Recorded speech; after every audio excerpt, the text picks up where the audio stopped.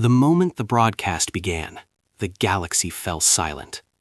I remember that detail more clearly than anything else. Across thousands of star systems, trade lanes paused, orbital factories slowed their assembly arms, and entire cities turned their attention toward the same signal.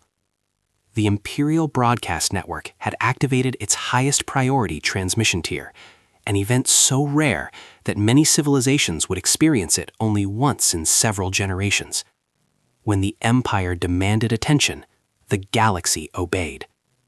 I was seated at Monitoring Station 7A within the Galactic Anthropological Directorate, a department tasked with studying newly discovered species.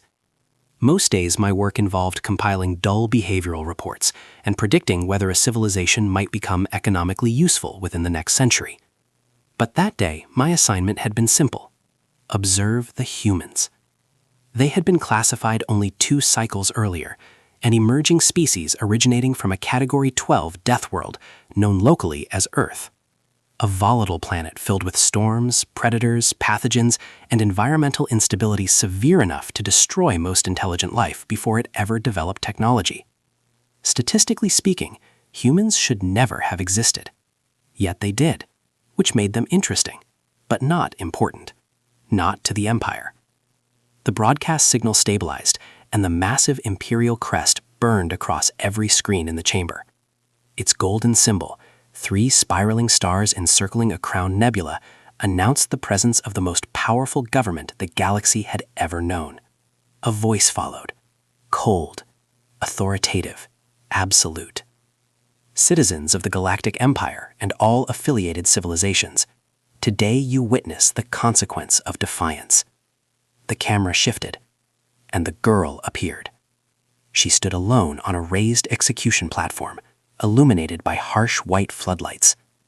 Restraint fields shimmered faintly around her wrists and ankles, though they seemed almost unnecessary. She was small by human standards, perhaps no more than 12 cycles of age. Her dark hair fell loosely around her face, and her clothing was simple civilian fabric. Not a soldier, not a criminal, just a child. Around the platform stood members of the Imperial High Council, their ceremonial armor gleaming under the lights. Behind them stretched a vast audience chamber filled with military officers, diplomats, and representatives from dozens of species. All watching, all waiting. I adjusted the magnification filters on my console. Humans were physically unimpressive creatures, thin skeletal structures, fragile skin, minimal natural weaponry. Compared to most galactic species, they were biologically inefficient. Yet something about the girl's posture caught my attention. She wasn't trembling. She wasn't crying. She wasn't even looking at the execution machinery hovering above her. Instead, she studied the crowd, carefully, as if memorizing them. The Imperial announcer continued. This human individual was captured while accompanying an unauthorized diplomatic envoy into Imperial territory. Their species has repeatedly ignored Imperial directives and continues expanding beyond their designated exploration limits. The words were routine political theater. The Empire loved public examples. It reminded smaller civilizations of their place. Today, the announcer said, the Empire demonstrates its patience has limits. The camera zoomed closer to the girl. For the first time, I saw her eyes clearly. They were not the frantic, terrified eyes I expected from a juvenile facing execution. They were calm, not brave, not defiant, simply calm. I felt an unfamiliar flicker of curiosity. Beside me, another analyst spoke quietly. "Strange species," he murmured. "Most juveniles panic under threat."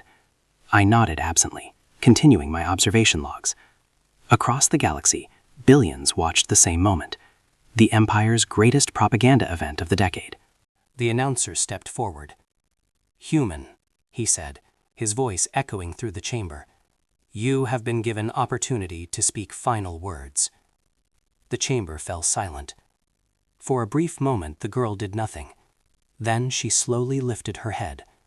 Her gaze moved across the officials standing before her, across the soldiers, across the cameras, across the entire Empire watching. When she finally spoke, her voice was small, but perfectly steady. "You shouldn't have done this." A faint ripple of amusement moved through the chamber audience. Several officers laughed. One of the council members tilted their head in mild curiosity. The announcer merely nodded to the execution technician. Above the platform, the emitter array began to charge. A sphere of pale blue energy formed between the focusing pylons. The device was designed for spectacle, slow enough for viewers to anticipate the moment, dramatic enough to remind every civilization watching what happened to those who challenged imperial authority. I leaned closer to the console display.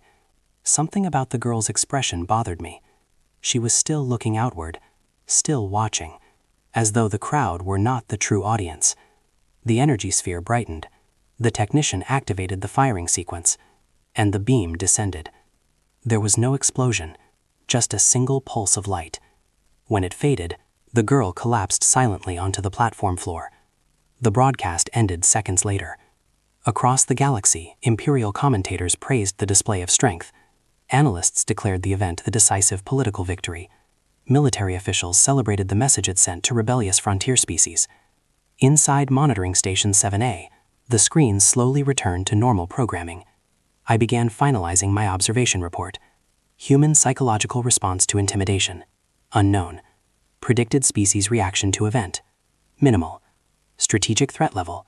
Negligible. Then my console beeped. A small notification appeared in the corner of the screen. Communication anomaly detected. I frowned and opened the diagnostic window. One signal had appeared within the human communications network, encrypted. Unusual, but not remarkable. Then another appeared, then 10, then 100. Within seconds, the number began increasing faster than my console could track. Thousands of signals, all identical, all originating from human-controlled systems. I leaned forward, activating deeper monitoring protocols. "What is that?" my colleague asked. "I'm not certain," I replied. The signals continued multiplying. 10,000, 100,000, a million. Across the galactic network, human transmissions ignited like stars appearing in a night sky. None of them contained messages. None contained threats. Only the same encrypted code repeating endlessly. My console attempted to translate it. The system failed. Another alert appeared. Human traffic level unprecedented. I felt a strange tightening in my chest cavity. "Why are there so many?" my colleague asked. Before I could answer, a final notification appeared on the monitoring board. Imperial Border System 442, communication lost. The room fell quiet. Someone across the chamber whispered, "That system houses an Imperial patrol fleet." I stared at the blinking alert. Then another appeared. System 451, offline. And another, System 467, offline. The tactical map slowly began changing color, Imperial blue fading into silent darkness. I checked the timestamp on the first signal anomaly. Exactly 47 minutes after the broadcast. 47 minutes after the human girl had spoken her final words. My hands hovered over the console. For the first time since humanity had entered our records, a realization formed in my mind that the Empire had never considered. The girl had not been afraid. She had been warning us.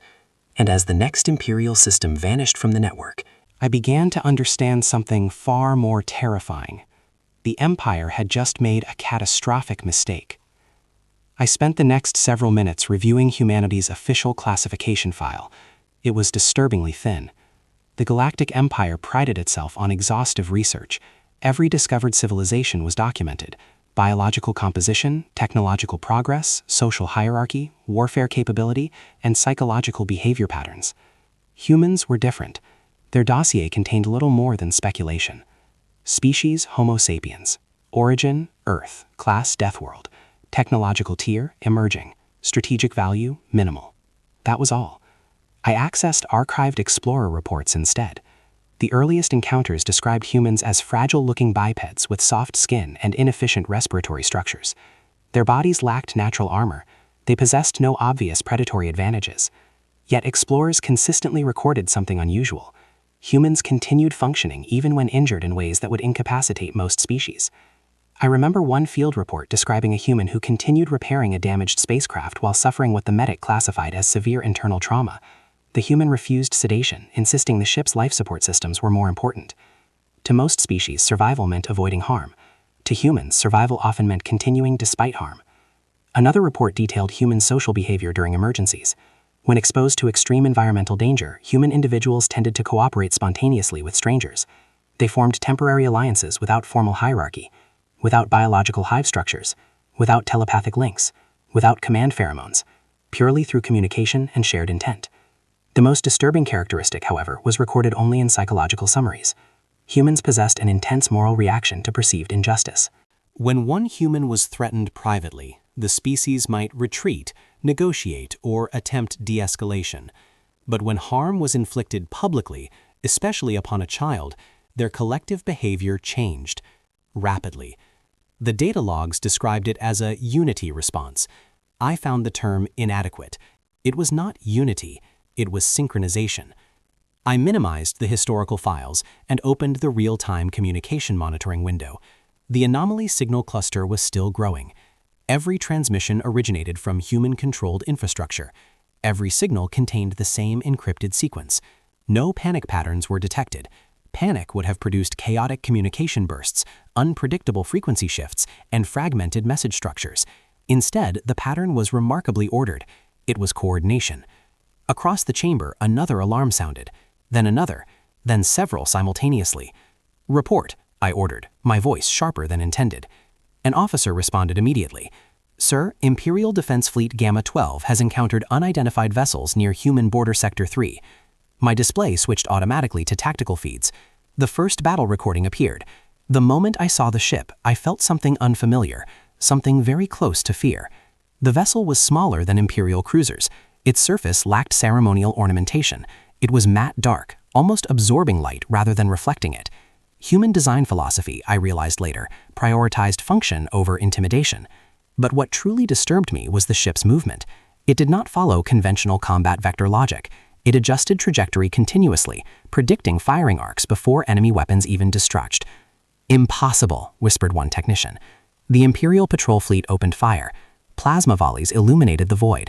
The human vessel did not attempt defensive shielding in the traditional sense.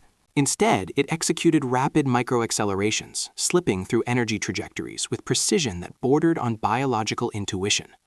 3 Imperial destroyers lost weapon control within minutes. Their targeting computers rebooted repeatedly as unknown code propagated through combat networks. Electronic warfare. Human electronic warfare. I accessed the origin signature. The intrusion code was identical to the communication encryption cluster. The signals were not separate systems. They were parts of a single distributed network. Human civilization had apparently constructed a planetary-scale coordination infrastructure hidden beneath civilian communication layers. I felt my manipulator claws tighten slightly against the console edge. They should not have been possible. Humans were classified as technologically inferior, yet battlefield telemetry contradicted that assumption with terrifying consistency. The emergency command channel activated. "Multiple unknown ships detected entering Sector 3, an officer reported. "How many?" I asked. There was a pause. Then the answer came. 32. My secondary monitor displayed incoming contact signals. The ships did not announce themselves. They simply appeared at strategic choke points surrounding the Imperial patrol fleet. Not attacking immediately. Waiting. Observing. Like predators studying wounded prey. Across the communication network, human transmissions spiked again. The encrypted sequence repeated relentlessly. I initiated deep translation analysis. The system returned only partial interpretation fragments. The closest linguistic match was a human concept, a single word.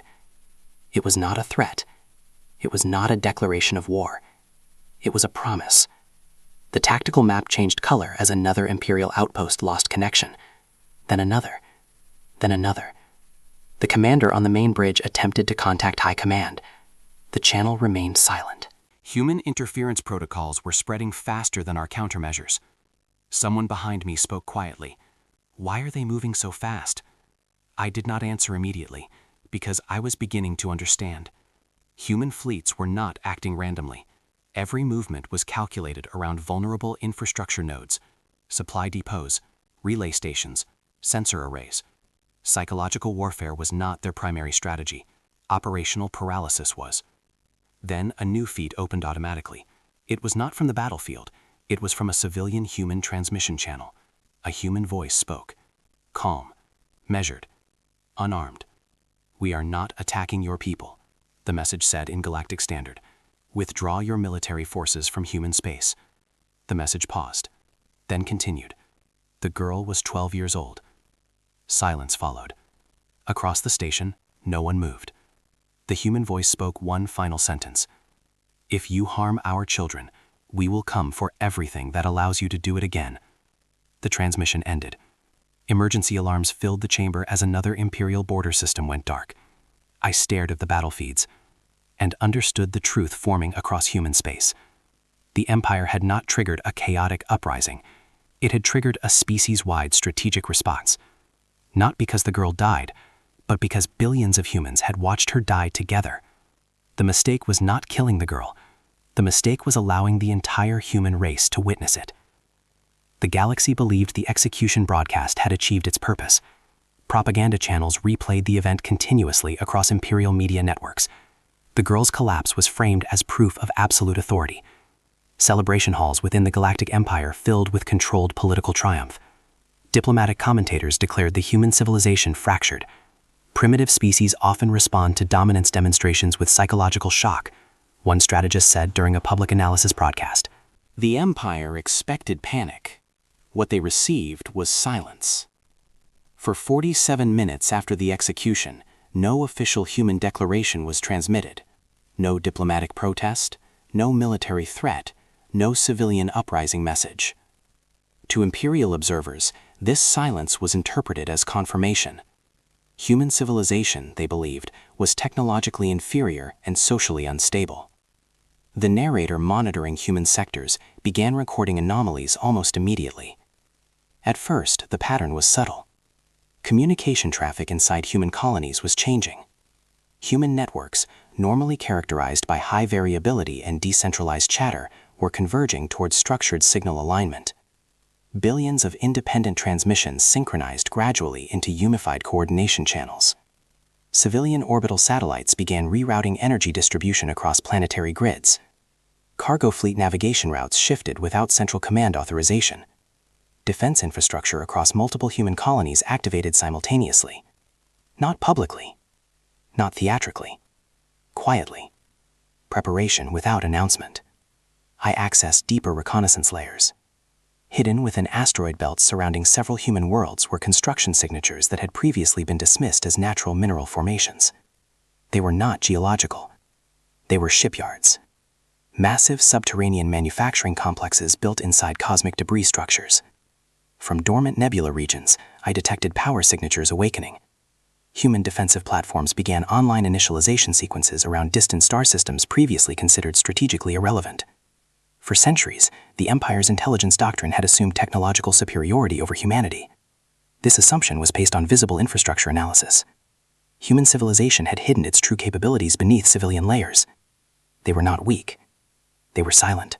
Military analysts within the Imperial Command Center attempted predictive modeling. The results were inconsistent. Human fleet movements did not follow conventional expansion logic.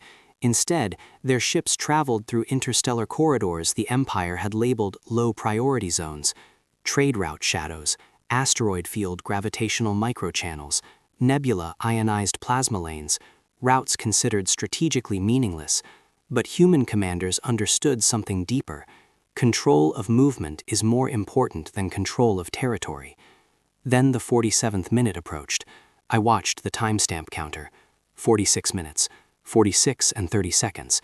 Human fleet formations adjusted position silently. Across several border sectors, Imperial communication relays experienced simultaneous software corruption events. Not explosions, not physical attacks, internal signal overrides. Exactly at the 47th minute mark, everything changed. Multiple human strike groups emerged inside previously secured Imperial sectors.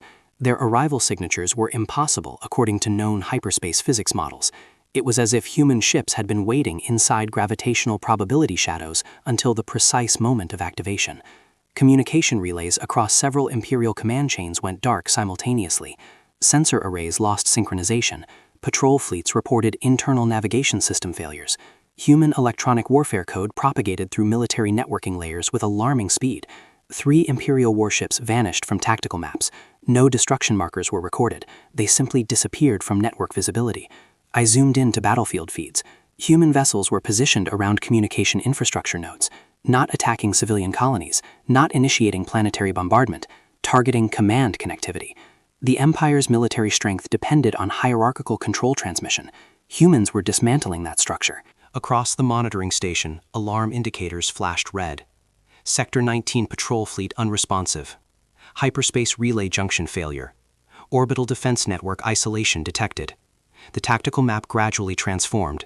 Star systems began changing color. Imperial blue markers faded into dark red silence zones. Human ships moved with mathematical precision. Each fleet division operated as part of a distributed coordination organism. No single human commander issued visible public orders. The network itself appeared to function as the command authority. I felt an unfamiliar biological sensation resembling dread. The Empire had prepared for open rebellion. They had prepared for invasion. They had prepared for conventional warfare. They had not prepared for civilization-scale infrastructure dismantling. Humanity had not declared war. They had simply begun it. And in that quiet moment, as more star systems turned red on my tactical display, I understood something that would later be recorded in every strategic academy in the galaxy. Humans do not need to shout to start a war. They only need to decide that one more child must never die to prove a political point. The First Fleet did not fall in glory. There were no heroic last stands recorded by Imperial historians.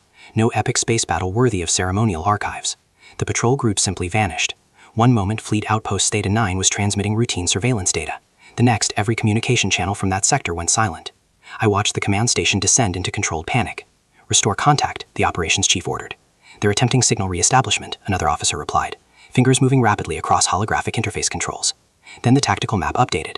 Outpost Theta 9 was marked dark. Inactive. Not destroyed in the conventional sense. Disconnected. A silence marker. I opened the combat feed archive. The footage that followed still disturbed my cognitive cycles. Human ships were unlike anything the Empire had cataloged. They were smaller than standard Imperial cruisers, more compact, almost predatory in silhouette. Their surfaces reflected very little light, as though the vessels preferred to remain visually insignificant. But it was their movement that terrified me. Imperial war doctrine depends on predictable engagement geometry. Our fleets move according to optimized firing corridors and shield convergence patterns. Human ships did not follow these rules. They constantly adjusted micro-trajectory vectors, slipping between weapon discharge predictions as if they could anticipate targeting decisions before the weapon systems completed calibration. "Impossible reaction time," whispered a technician behind me. The human vessels did not attempt planetary bombardment. They targeted infrastructure. First, a hyperspace relay station near the border collapsed internally. No explosion was recorded. The station simply lost synchronization with network navigation grids. Then a logistics hub reported corrupted supply manifests. Next, communication arrays began transmitting meaningless signal loops, causing command authentication failures across multiple fleets. It was surgical warfare, not destruction, dismantling. The Empire's military strength had always depended on centralized coordination. Human strategy exploited that dependency. Across the human communication network, encrypted transmissions continued. No threats, no propaganda speeches, only confirmation sequences. Relay destroyed, fleet neutralized, sector isolated. The pattern repeated, over and over, like workers reporting completed tasks. I accessed multi-colony traffic analysis. To my shock, I discovered synchronized movement across human settlements. Civilian population centers were contributing computational processing power to military coordination nodes. It was not a formal government hierarchy. It was distributed cooperation. Hundreds of independent human worlds operating as a single strategic organism. The execution broadcast had acted like a biological trigger, not for fear, for unity. I recalled early explorer notes describing humans as politically divided creatures. Their governments changed frequently, their ideologies conflicted, their societies argued endlessly. Yet when one of their own was harmed publicly, the divisions dissolved. Across the communication channels, new human messages began appearing. They were not intimidating. They were not triumphant. They were operational reports.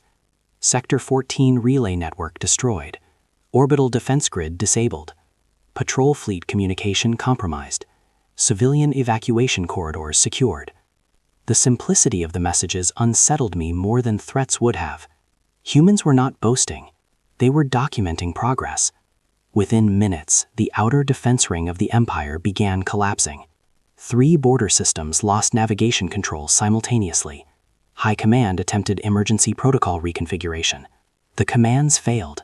Human interference algorithms were already embedded inside compromised infrastructure. How did they hide this level of development? Someone asked. I had no answer. Human technological progress had been underestimated because observers focused on visible civilian society. They ignored hidden research sectors. They ignored asteroid construction facilities. They ignored long-term survival preparation. Deathworld evolution had taught humans something that most galactic species never learned. Survival is not about winning the first battle. It is about enduring long enough to fight the battle that matters. The tactical display shifted again. Another Imperial fleet signature faded. Then another. Human ships were not chasing enemy armadas across open space. They were positioning themselves around critical control nodes, like predators waiting near water sources during drought. The commander attempted to contact the Central Throne World Defense Authority. The channel returned only static. Human electronic warfare networks were spreading faster than counter-intrusion systems could isolate them. A junior analyst spoke nervously. Sir, why are they moving so efficiently? I watched the battlefield patterns and felt something cold forming in my thought processes. Human fleets were not fighting randomly. Every movement corresponded to vulnerability clusters in Imperial military architecture, supply vulnerabilities, communication choke points, psychological pressure vectors. They were not attempting conquest. They were executing systemic dismantling. Then a civilian-human transmission activated automatically across multiple galactic channels. The voice was calm, measured, not angry. We are not attacking your people. Silence followed. Human voices carry unusual emotional texture even in translation. This one contained controlled restraint. Withdraw your military forces from human space. The message paused, then added one more statement. The girl was 12 years old. Across the command chamber, nobody spoke. The human voice returned one final time. If you harm our children, we will come for everything that allows you to do it again. The transmission ended. On my primary monitor, another Imperial sector blinked into darkness. Then another. Then another. Outer system control markers changed from Imperial blue to silent black. Within less than a standard hour, multiple border regions were lost without planetary bombardment, without civilian casualties, and without heroic defensive battles. The Empire was not being destroyed through brute force. It was being systematically disconnected from its own machinery. I realized something terrible then. The Galactic Empire had built its dominance on fear, on the assumption that others would surrender before fighting began. Humans had evolved under conditions where surrender was often not an option. Deathworld survival had taught them patience, endurance, and the ability to wait until the precise moment when every enemy weakness aligned. Humanity was not rushing toward victory. They were waiting, and I knew with growing dread that this was only the beginning of the collapse. The phrase appeared everywhere, not in official human war declarations, not in strategic broadcasts, but inside operational combat channels, inside civilian communication nodes, inside encrypted fleet coordination sequences. For her. I replayed the intercepted transmissions repeatedly, attempting to isolate linguistic patterns. The phrase carried emotional weight far beyond its literal meaning. Human commanders were using it as a tactical identifier, a unifying symbol, a war cry that was not shouted, but remembered. I requested identity records connected to the reference signal. The file opened slowly. The executed girl had a name. She was a civilian child, daughter of a human diplomatic ambassador assigned to a neutral trade colony on the frontier. According to Imperial archives, she had been captured during a political enforcement operation after her father protested border expansion policies. The Empire had chosen her for execution because she was strategically insignificant. A child, not a military target, not a political leader, a symbolic demonstration. What the Empire did not understand was that human symbolic psychology functions differently. Across human history archives, I discovered consistent behavioral responses. When children were threatened publicly, human societies tended to suspend internal conflicts. Political factions dissolved temporarily, economic disputes paused, military groups unified. The species treated children as protected future individuals rather than expendable members of population structures. In evolutionary biology terms, it was an extreme cooperative survival strategy. And now that strategy was activating across an interstellar scale. I reviewed ancient human warfare records. There was a repeating statistical anomaly. Whenever civilian populations were harmed visibly, retaliation intensity increased rather than decreased. It was irrational by traditional galactic military models, but perfectly consistent within human behavioral frameworks. The execution broadcast had functioned as a trigger event, not for fear, for protective anger, for her. The phrase was spreading like a genetic marker inside human communication networks. Every major human fleet used it as authentication shorthand, not for command hierarchy, but as emotional purpose validation. Meanwhile, battlefield data streams continued arriving. Imperial defensive lines were collapsing at accelerated rates. Human ships demonstrated unusual combat doctrine. They avoided civilian orbital habitats. They avoided populated colony worlds. Instead, they focused exclusively on military infrastructure, sensor arrays, communication hubs, fleet staging zones, hyperspace navigation beacons. Their strikes were surgical, precise, terrifyingly efficient. Several Imperial fleets surrendered without engagement. The combat logs revealed the reason. Human vessels executed predictive positioning maneuvers that seemed to anticipate enemy tactical decisions several steps in advance. It was not supernatural intuition, it was distributed computation. Human-civilian networks were contributing processing power to fleet decision systems. The boundary between military and civilian infrastructure was dissolving. I felt growing unease watching the tactical projections. The Empire had trained its commanders for conventional warfare, mass bombardment, territorial capture, show of force. Human strategy ignored those doctrines. They were not attempting to conquer territory. They were removing the Empire's ability to enforce control. Across the station, panic was spreading among lower-ranking officers. Whispers filled command corridors. Some species do not experience existential fear in the same way humans do. But I am forced to record that many Imperial personnel were now displaying behavioral signs consistent with catastrophic outcome anticipation. One senior strategist spoke aloud what others feared to say. If this continues, we will lose control of multiple sectors within 3 standard days. No one challenged the prediction, because the battlefield maps were confirming it. High Command attempted diplomatic communication with human coalition leaders. The response was immediate and simple: withdraw military forces from human territory. There was no negotiation, no demand for tribute, only operational boundary enforcement. The panic intensified when intelligence analysts realized something else. Human colonies were no longer politically divided. Earth-origin humans and off-world human settlements were coordinating as a single strategic network. The execution broadcast had eliminated historical ideological fragmentation. Humanity was functioning as a unified response organism. I accessed archived diplomatic notes. Moments were often described as emotional, argumentative, and individually unpredictable. But in threat situations involving children, the species exhibited extreme cooperative alignment. It was not driven by centralized authority. It was driven by shared protective instinct. A bridge officer spoke quietly behind me.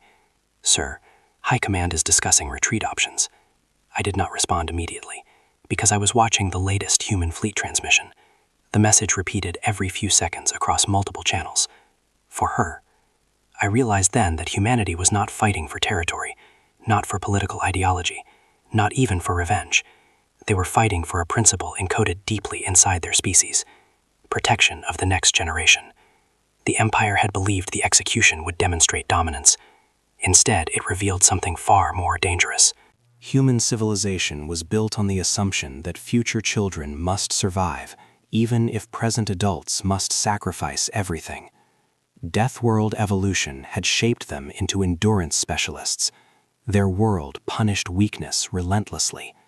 Therefore, humans had learned to defend what they considered innocent, especially children. The tactical display updated again. Another Imperial defense fleet began transmitting surrender protocols. Human ships reduced acceleration, did not fire, accepted the surrender. Civilian populations were spared. I felt a strange and unfamiliar thought forming. If humanity continued this pattern, the Empire would not be destroyed through annihilation, it would be dismantled through selective paralysis. High Command was now openly discussing defeat probability scenarios. For the first time in centuries, the Galactic Empire was confronting an idea it had never prepared for. Not rebellion, not invasion, but irreversible strategic collapse. All because they had underestimated what humans protect, and what humans are willing to become when that protection is threatened. 47 minutes. That was the interval between the execution broadcast and the first collapse marker in the Imperial defense grid. Now, hours later, human fleets were approaching the throne world. The Imperial capital system was not merely a political center, it was the heart of galactic power, a fortress civilization orbiting a planet whose surface was hidden beneath layers of defensive technology and ceremonial tradition. The Empire believed the throne world was invincible. Hundreds of warships assembled in layered formation around the planet. Energy shield generators activated across orbital platforms. Planetary defense cannons extended from continental mountain ranges like mechanical forests preparing for war. Commanders of the Imperial Grand Fleet awaited the human armada. They expected mass assault. They expected orbital bombardment. They prepared counter-strike protocols. But humanity did not attack first. Human fleets approached quietly. Their arrival was not chaotic. It was mathematical. Ships formed a geometric pattern along the system's gravitational equilibrium zones, maintaining precise spacing relative to orbital defense satellites. I studied the formation. It was not intimidation. It was control. Human strategy focused on infrastructure nodes rather than direct confrontation. The first strike targeted power distribution cores supporting orbital shield arrays. Remote asteroid energy stations experienced synchronized system failures, not explosions. Shutdowns, as if invisible hands had turned off the machines. Next, communication satellites across the system began transmitting corrupted synchronization signals. Navigation grid data became unreliable. Hyperspace exit markers flickered between coordinates. Imperial command channels filled with emergency reports. Orbital defense coordination lost. Secondary shield harmonization unstable. External sensor networks compromised. The defensive network was disintegrating, not through destruction, but through isolation. Human electronic warfare algorithms propagated silently through control architecture, forcing autonomous subsystems to reject central command verification. It was surgical disruption. The human fleet remained positioned at system boundaries, neither advancing aggressively nor retreating, waiting, observing, like predators ensuring prey had nowhere left to escape. Then the main human formation separated. A single fleet advanced toward the planetary orbit. No weapons discharge detected, no hostile acceleration, only controlled movement. I magnified the flagship. It was smaller than Imperial dreadnoughts, but carried what appeared to be multi-layered communication emitters across its hull surface. The ship entered synchronous orbit above the capital continent. For several seconds, nothing happened. Then the human transmission activated. The signal propagated simultaneously across every galactic communication channel still operational. Civilian networks, military channels, diplomatic frequencies, even emergency broadcast systems. A human voice spoke. Calm, measured, absolute. Justice has arrived. The words carried no emotional distortion, no aggression, only certainty. Immediately after the transmission, the Imperial Palace experienced total power failure. Backup reactors failed to engage, security field generators collapsed, internal surveillance networks went dark. Panic spread among government officials attempting emergency evacuation. Escape transports attempted launch sequences. Launch commands returned authorization errors. Human interference protocols had infiltrated administrative control layers. I watched the political center of the Empire fracture in real time. The High Council attempted to coordinate defensive retaliation, but command hierarchy authentication systems were compromised. Fleet officers could no longer verify legitimate orders. Within minutes, multiple senior commanders declared independent surrender protocols. The Empire's centralized authority structure was collapsing faster than its physical defenses. On the tactical map, the throne world system changed color. Imperial blue faded into silent darkness. Human ships did not fire upon the planet. They did not destroy the capital city. They simply maintained orbital presence, like guardians ensuring containment or predators ensuring submission. I noticed something else that disturbed me deeply. Human fleet formations remained optimized for civilian safety corridors. They were avoiding populated orbital habitats. Their warfare doctrines still prioritized non-combatant protection, even during regime collapse. Inside the palace complex, emergency messages reported that the Emperor had attempted evacuation through a classified subterranean launch network. The network had been sealed. Not destroyed. Sealed. Human code had locked access nodes without damaging structural integrity. The government of the Galactic Empire was trapped. Not killed.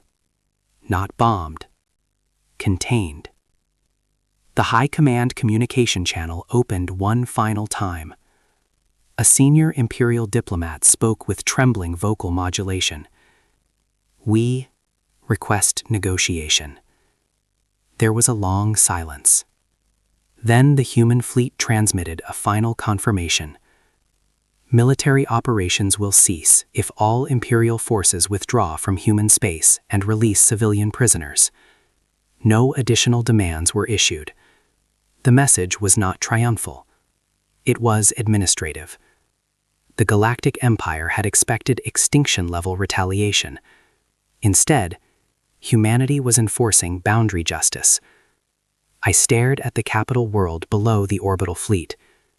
The civilization that had dominated the galaxy for centuries was now functionally paralyzed. Without destroying the planet, without massacring its population, the Empire had fallen within less than one standard day. Strategic collapse achieved, not through overwhelming firepower, but through precision dismantling of control systems. The realization struck me with existential weight. The Empire had ruled through fear, through the assumption that others would surrender before resistance began. Humanity had demonstrated something far more dangerous: patience, coordination, and willingness to endure suffering until retaliation became inevitable. The Galactic Empire had underestimated a species raised on a world where survival required preparation for the future. I recorded my final observation of the Throne World battle. The Empire was not destroyed. It was ended. And for the first time in recorded history, the galaxy learned what happens when humans decide that justice is not optional. I expected humanity to celebrate. After the fall of the Throne World, historical precedent suggested that the victorious civilization would claim territorial authority. The galaxy had seen this pattern before. When one empire replaced another, the new rulers often imposed their ideology through military occupation, economic pressure, or cultural assimilation. Humanity did none of these things. Instead, a galaxy-wide broadcast activated. The signal was voluntarily shared across every surviving communication network. Human diplomatic representatives appeared on screens throughout the known systems. The speaker was an elderly human woman wearing simple civilian attire rather than military insignia. Her voice carried remarkable emotional control. "Citizens of the galaxy," she began, "the war is over."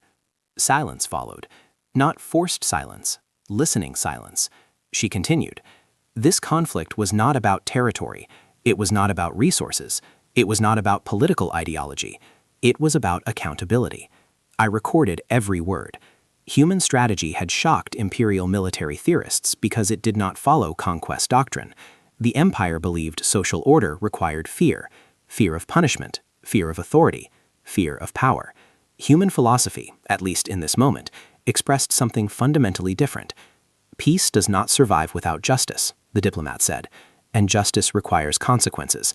She paused briefly, then added the statement that would later be analyzed in thousands of academic civilizations.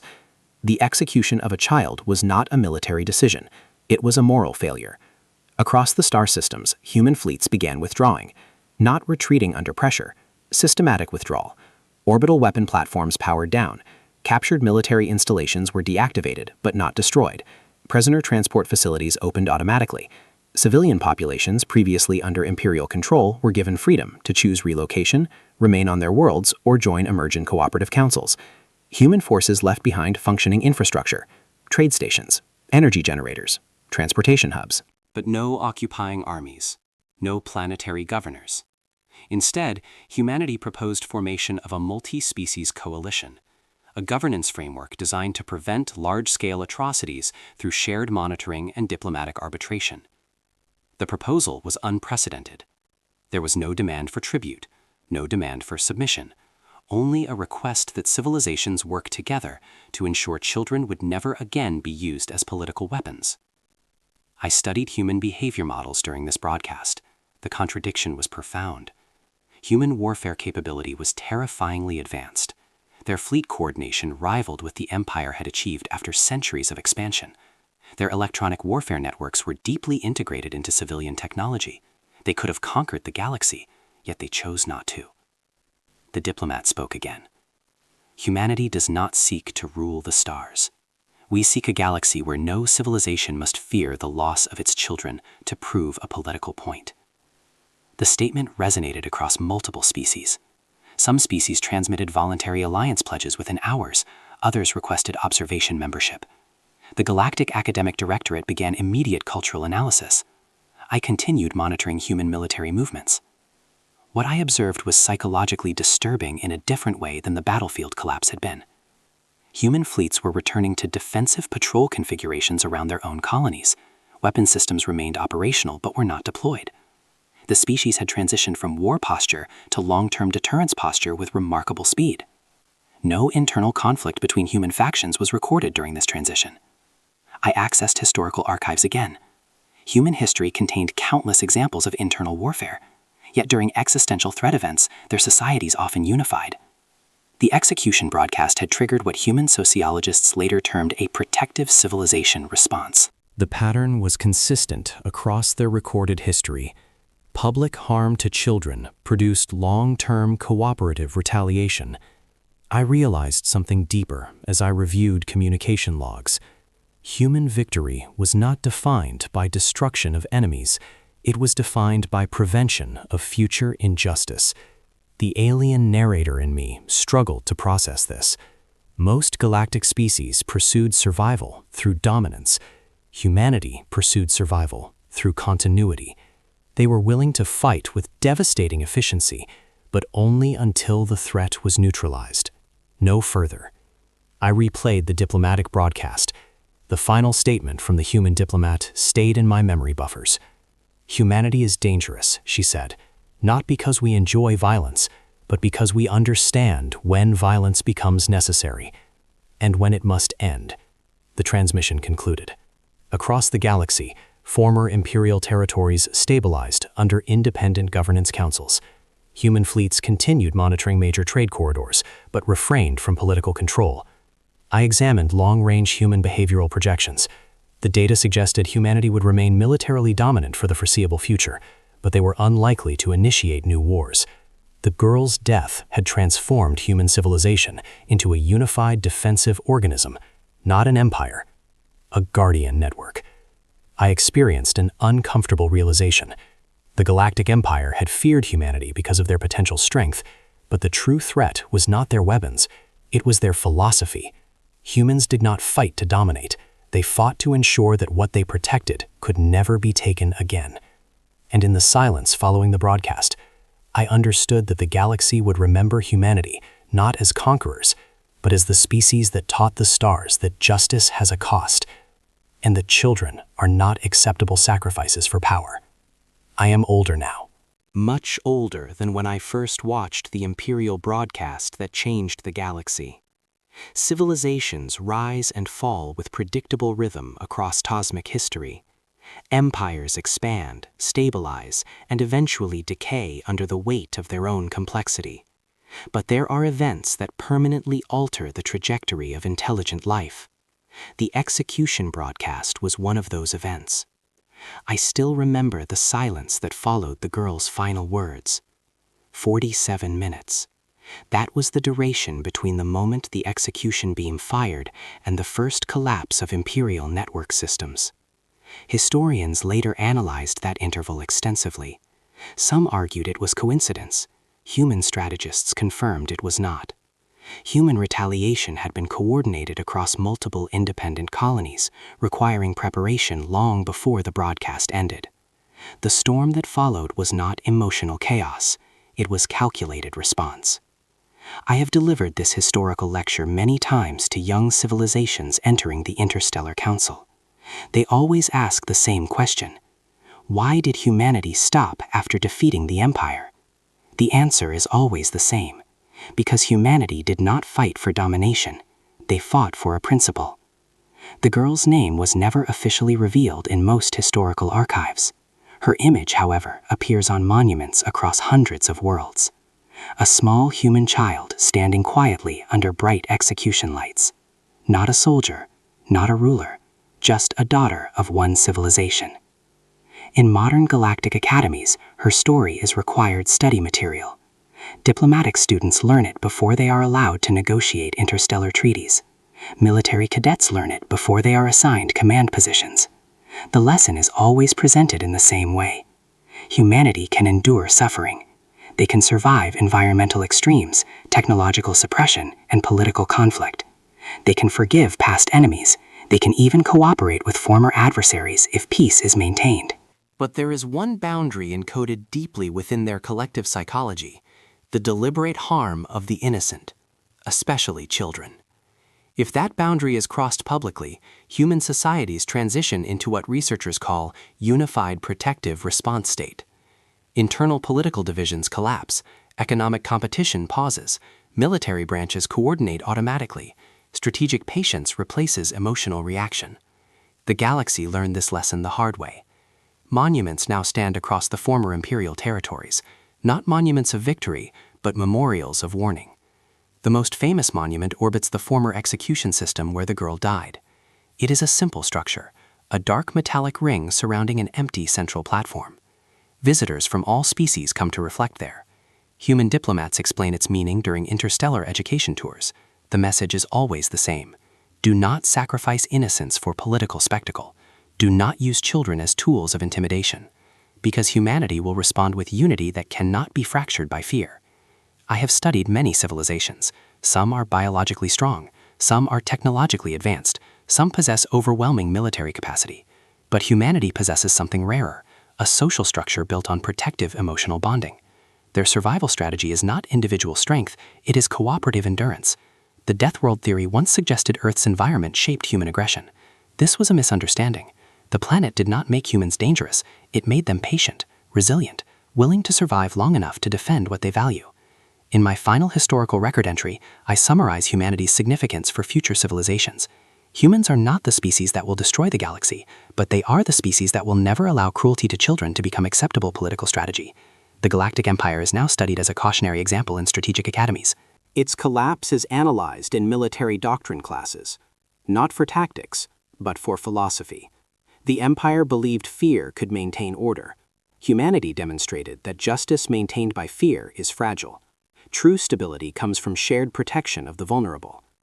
As I finish this record, I transmit one final warning to any civilization that may read it in the distant future. If you encounter humanity, do not mistake their kindness for weakness. They are capable of extraordinary mercy. They are capable of rebuilding former enemies. They are capable of living beside those who once fought them. But remember this above all else: if you harm the innocent under the gaze of humanity, you will not face an army. You will face an entire civilization that has decided survival is not enough, and the stars themselves will witness the price of that mistake.